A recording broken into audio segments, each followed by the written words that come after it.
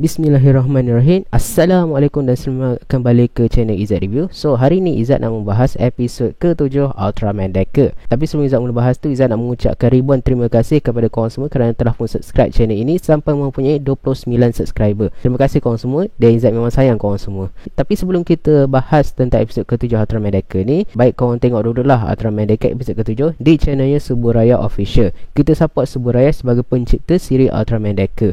Sebab itulah juga Izzat minta korang untuk tengok di channel Suburaya Official dulu sebelum tengok video Izzat ni. Tak membuang masa, marilah kita mula membahas Ultraman Decker episod yang ke-7. Tapi sebelum kita mula bahas, macam biasalah, kita akan ke intro dulu macam biasa, okey?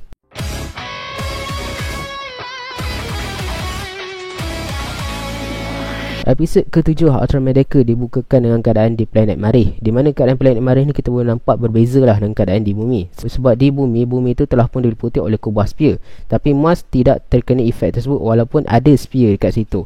Sphere ni masih lagi berlega-lega dekat kawasan tu. Kita pun dilanjutkan dengan scene di mana seorang kanak-kanak perempuan yang sedang menyiram pokok bunga. Dia kemudian pula didatangi oleh seorang yang memisteri, dan orang yang memisteri pun mengucapkan terima kasih kepada kanak-kanak tersebut kerana telah pun menjaga bunga tu dengan baik. Lelaki misteri itu kemudian menunjukkanlah siapa dia, dan dia tak lain tak bukan adalah human form Ultraman Trigger, iaitu Kengo Manaka. Kengo kemudian pun mengatakanlah ayat dia yang agak cringe, iaitu smile kepada kanak-kanak tersebut. Secara tiba-tiba Yuzare pun muncul di belakang Kengo, dan Yuzare ni orang kata rupa dia berbeza lah. Sebab kalau macam comparekan dengan rupa dia dekat dalam Ultraman Trigger dulu, makanya dia tu nampak macam dia ni daripada zaman kuno. Tapi Yuzare yang muncul dekat dalam Ultraman Decker ni berbeza, sebab pemakaian dia nampak macam dia datang daripada masa depan, bukannya datang daripada zaman-zaman Ultraman Trigger dulu. Pada ketika itu Yuzare telah pun menyerahkan Ultra Dual Sword dan juga Ultra Dimension Card kepada Kengo. Bila Kengo menerima tu, dia pun dapatlah vision mengenai kemunculan raksasa di bumi. Dan Ultra Dual Sword pun kemudian berubahlah menjadi bentuk dia, iaitu Ultra Dual Key. Dan pada ketika itu Yuzare pun meminta Kengo ni untuk pergi ke bumi, dan kad yang diterima oleh Kengo tu tak adalah semuanya kad form Ultraman Trigger, tapi ada satu kad tu adalah kad milik Spear. Pada ketika itu jugalah Spear mula menyerang planet Marih. Kengo kemudian pula dibantu oleh Akito dan juga Captain Tatsumi. Akito kemudian mengarahkan Kengo untuk berubah menjadi Ultraman Trigger. Kengo pun berubahlah menjadi Ultraman Trigger, dan pertarungan yang singkat antara Ultraman Trigger dan Spear pun berlaku. Kita kemudian berlanjut ke opening, dan tajuk untuk episod hari ini adalah Cahaya Harapan daripada Planet Merah. Kita kemudian pula berlanjut ke situasi di bumi, di mana God Select di bumi pada ketika itu telah pun menerima amaran mengenai sebuah tenaga yang besar yang telah pun dijumpai di Point M2 Bandar Furube. Manager menyatakan bahawa tenaga yang besar itu merupakan gabungan daripada dua tenaga yang berbeza. Tenaga yang pertama tu dikatakan oleh Sawa adalah tenaga Spear, manakala satu lagi tenaga tu dikatakan oleh Tejumur Hoshi bahawa ia adalah tenaga kegelapan daripada Dark Giants yang telah pun menakluki bumi 10 tahun yang lalu. Kita kemudian pula berlanjut semula ke planet Marih, di mana Akito pada ketika itu sedang menyelidik mengenai Ultra Dimension Card Spear itu. Kengo memaklumkan kepada Captain Tatsumi bahawa dia perlu pergi ke bumi, tapi Kengo ni waktu tu dia macam berat hati lah. Sebabnya dia menyatakan bahawa Ultraman Trigger menghadapi kesukaran untuk memecahkan kubah Spear. Masa yang sama juga dia pun nak melindungi juga orang-orang di planet Marih. So, Akito menyatakan bahawa Kengo boleh menggunakan kad Spear tu untuk meniru kuasa Spear. Maknanya dia boleh menjadi sebahagian daripada Spear tu lah, dan itu akan memudahkan dia untuk menembus kepada kubah Spear. Captain Tatsumi kemudian menyuruh Kengo pergi dan mereka akan menjaga planet Marih. Dan Captain Tatsumi pun menyatakan Tenshin Sakuma dan juga Himari Nanase akan datang kepada mereka. Maruru dan Yuna pula berada di bumi daripada episod recap yang lepas. Kengo kemudian pun meminta mereka untuk menjaga planet Marih, dan Akito pun meminta Kengo memaklumkan pada Yuna bahawa dia tak apa-apa. Kengo kemudian pun berubahlah menjadi Ultraman Trigger Multi-Type dan terus bertolak ke bumi. Waktu dia dah hampir sampai ke bumi, dia pun berubahlah menjadi Sky-Type dan menggunakan kad Ultra Dimension Card Spear tu lalu menembus ke dalam kubah Spear. Pasukan God Select kemudian mendapat amaran bahawa sesuatu telah pun menembusi kubah Spear. Ichikan menyatakan bahawa benda yang menembusi kubah Spear tersebut adalah tenaga kegelapan, kerana tempat tersebut adalah sama seperti yang dimaklumkan oleh Hanejiro tadi. Kanata kemudian pula diserang oleh sesungut secara tiba-tiba. Kanata kemudian pun menggunakan Ultra Deflationnya, lalu dia pun berubahlah menjadi Ultraman Decker Flash Type. Berlakulah pertarungan antara Kanata menentang sesungut-sesungut tersebut. Namun Kanata telah pun diikat oleh sesungut tersebut dan menghadapi kesukaran. Pada ketika itulah Ultraman Trigger muncul dan membebaskan membebaskan Decker daripada sesungut tersebut. Dia kemudiannya berubah menjadi Ultraman Trigger Multi-Type dan menghapuskan sesungut tersebut menggunakan Zephirion Cosine-nya. Buat pertama kalinya pertemuan antara senior dan juga junior berlaku. Kalau ikutkan trailer, macam orang lain juga berteori yang Izzat rasa macam Trigger ni nak melatih Decker. Rupanya ini adalah pertemuan kali pertama Ultraman Trigger dan juga Ultraman Decker. Suburaya memang pandai lah dalam membuat scene yang kita tak jangka akan berlaku. Lepas pertarungan itu berakhir, Trigger dan Decker pun kembalilah ke bentuk manusia mereka. Dan pada ketika itulah Kanata bertemu dengan senior dia iaitu Kengo. Dan dia ni pun memperkenalkanlah diri antara satu sama lain. Dan buat kali keduanya, Kanata mengucapkan kata smile, smile sekali lagi ya. Mungkin kalau orang yang tak suka, tak tahulah apa yang dia cakap kan. Tapi Izzat macam redor je lah bila dia cakap tu. Dia ni pun memperkenalkanlah diri mereka masing-masing. Asumi pun memperkenalkanlah nama dia adalah Asumi. Dan buat kali keduanya dia pun menyebut nama dia iaitu Asumiro Kanatamade. Dan Asumi pun menceritakanlah bahawa dia ni adalah Ultraman yang tadi tu iaitu Ultraman Decker. Dan dia menyatakan bahawa tak ada orang lain pun tahu melainkan seseorang bernama Hanijiro. Dia seorang je yang tahu tentang identiti Kanata sebagai Ultraman Decker. Kengo pun beritahu bahawa dia adalah Ultraman Trigger. Dan dia pun menyatakan bahawa tak ada orang pun tahu mengenai identiti dia selain daripada pasukan Gazelle itu sendiri. Kengo kemudian pula dibawa ke Nurse DC dan pada ketika itulah dia bertemu dengan ahli guard select yang baru. Dan di sini kita dapat tahulah yang Taiji Murahoshi ni sebenarnya adalah junior kepada Captain Seiya. Dan dia pun sangat mengkhawatirkanlah bagaimana keadaan Captain Seiya kat sana. Dan dia pun mulalah bertanya apa yang berlaku pada penduduk-penduduk di Mars. Kengo memaklumkan bahawa mereka semua berada di bawah lindungan pasukan guard select dekat sana. Ichika kemudian pun menanyakanlah bagaimana keadaan orang dia telah pun dihantar untuk space development apa semua tu macam mana kan keadaan dia. Kengo pun menyatakan bahawa orang yang terperangkap di angkasa semuanya telah pun dievakuasi ke Marih.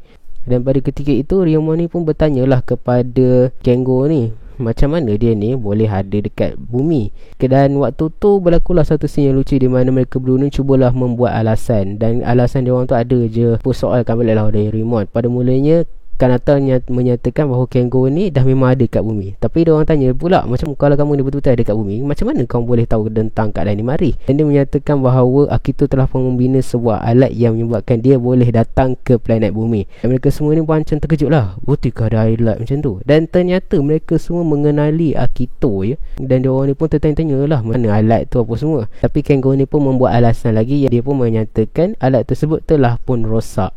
Asumi kemudiannya pun membawa Kengo ke biliknya. Dan dekat sini Kengo menyatakan yang dia mengingati banyak kenangan lah sewaktu dia menjadi ahli guard select dulu. Daripada dia kena marah dengan Akito dan dia menjaga bunga kesayangan dia lah iaitu Riley. Kengo kemudian pun bertanyakanlah kepada Asumi ni kenapa dia boleh menjadi Ultraman. Tapi Asumi tak ada jawapan untuk itu. Dan Asumi pun kemudiannya bertanya pada Kengo untuk menceritakan lebih lanjut mengenai diri dia dan juga Trigger. Kengo pun bersetuju dan dia pun menyatakan bahawa dia dah lama tak bercakap dengan Ultra yang lain lah. Ini merujuk kepada peristiwa di Ultraman Trigger sebelum ni, di mana dekat dalam siri Ultraman Trigger telah pun bertemu dengan dua Ultraman iaitu Ultraman Z dan juga Ultraman Reboot. Dan dia pun menceritakanlah benda tu pada Asumi sambil dia mengajar teknik yang diajarkan oleh Reboot kepada dia. Yang menari cringe tu lah. Kita kemudian pun diperlihatkanlah dengan Megalotor yang sedang berada di bawah tanah. Dan nampaknya dia ni macam sedang mengisi kuasa dia lah. Dan sekali lagi Kengo ni pun bertanyalah kepada Asumi kenapa dia menjadi Ultraman. Tapi Asumi ni menyatakan bahawa dia tak tahu tentang benda tersebut. Dia merasakan bahawa bila dia ada kuasa, bila dia menjadi Ultraman, dia menggunakan kuasa Ultraman tersebut untuk melindungi manusia. Dan Kengo ni menyatakan bahawa satu hari nanti Asumi bakal mendapat jawapannya.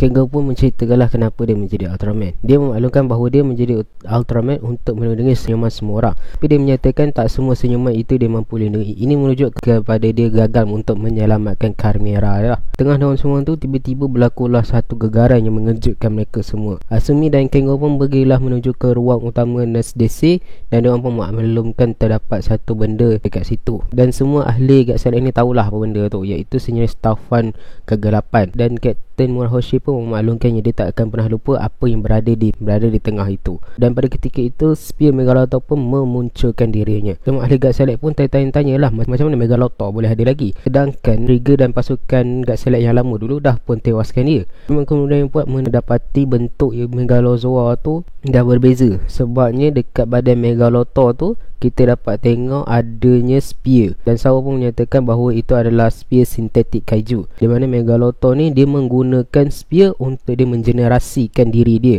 menggunakan spear. DC pun pergilah ke tempat di mana Megalothor tu berada. Dan waktu dia orang tengah pergi ke tempat tu, kita boleh nampak lah yang Megalothor ni menyerang bandar tu. Bila pasukan DC dah hampir nak sampai ke situ, Megalothor ni pun menggunakanlah kuasa dia, iaitu macam gelombang spear tu. DC terus terhempas pada Izzat lah. Izzat rasa ini mungkin sebab kuasa spear Megalothor ni dah dicampurkan dengan kuasa kegelapan kamera, dan juga kuasa spear ni telah pun menyebabkan impak kuasa tu jauh lebih kuat daripada waktu spear ni bergabung dengan raksasa-raksasa di bumi ni. Kengo dan Kanata pun keluarlah daripada Nurse DC. Kengo dan Kanata pun berubahlah menjadi Ultraman mereka. Kanata menjadi Ultraman Decker dan Kengo pula menjadi Ultraman Trigger. Pertarungan antara dua Ultraman pun terjadi, tapi nampaknya mereka dua mengalami kesulitan. Dalam masa mereka dua pun bertukarlah menjadi bentuk mereka yang lebih mengandalkan kekuatan fizikal. Ultraman mereka bertukar menjadi Strong type, Ultraman Trigger pula menjadi Power type. Buat pertama kalinya kita dah boleh nampak yang Ultraman Decker ni bertukar rising sequence lah kat belakang dia. Episod-episod sebelum ni, dia ni ada rise sequence dia. Tapi kali ni dia bertukar secara real time, dan cara dia bertukar ni memang mirip-mirip dengan Ultraman Dyna.